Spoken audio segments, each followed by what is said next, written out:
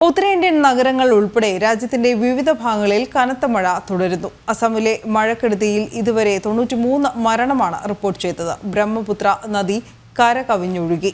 ഡൽഹിയിലും സമീപ പ്രദേശങ്ങളിലും കനത്ത മഴയാണ് ലഭിക്കുന്നത്. കേന്ദ്ര ആഭ്യന്തരമന്ത്രി അമിത് ഷാ വിവിധ സംസ്ഥാനങ്ങളുടെ മുഖ്യമന്ത്രിമാരുമായി സംസാരിച്ച് സ്ഥിതിഗതികൾ വിലയിരുത്തി.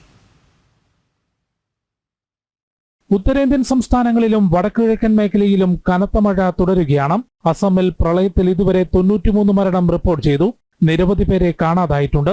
29 ജില്ലകളിലായി 2 ലക്ഷത്തിലധികം ആളുകളെ ദുരിതാശ്വാസ ക്യാമ്പുകളിലേക്ക് മാറ്റി താമസിപ്പിച്ചു.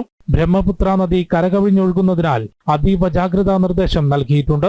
മുഖ്യമന്ത്രി ഹിമന്ത ബിശ്വ ശർമ്മ യോഗം ചേർന്ന് ദുരിതാശ്വാസ പ്രവർത്തനങ്ങൾ വിലയിരുത്തി. മണിപ്പൂർ, മിസോറാം സംസ്ഥാനങ്ങളിൽ ഓറഞ്ച് അലർട്ട് പ്രഖ്യാപിച്ചു. ഉത്തരാഖണ്ഡ്, ഹിമാചൽ പ്രദേശ് സംസ്ഥാനങ്ങളിലും മഴയിലും മണ്ണിടിച്ചിലിലും നാശനഷ്ടങ്ങൾ റിപ്പോർട്ട് ചെയ്തു. മണ്ണിടിഞ്ഞു വീണ് ഹിമാചലിൽ 12 റോഡുകൾ അടച്ചു. മാണ്ഡി, ഷിംല ജില്ലകളിലാണ് ഏറ്റവും കൂടുതൽ നാശനഷ്ടമുണ്ടായത്. ഉയർന്ന മേഖലകളിൽ യാത്ര ചെയ്യുന്നവരോട് അതീവ ജാഗ്രത പാലിക്കാൻ നിർദ്ദേശിച്ചിട്ടുണ്ട്. ഡൽഹിയിലും സമീപ പ്രദേശങ്ങളിലും ഒറ്റപ്പെട്ട കനത്ത മഴ തുടരുകയാണ്. കൊങ്കൺ മേഖലയിൽ മഴയും മണ്ണിടിച്ചിലും റെയിൽ ഗതാഗതത്തെ സാരമായി ബാധിച്ചു. നിരവധി സർവീസുകൾ റദ്ദാക്കി. അടുത്ത 2 ദിവസം കൂടി അതിശക്തമായ മഴ ഉണ്ടാകുമെന്നാണ് കേന്ദ്ര കാലാവസ്ഥാ നിരീക്ഷണ കേന്ദ്രത്തിന്റെ മുന്നറിയിപ്പ്. ജനം, ഡൽഹി.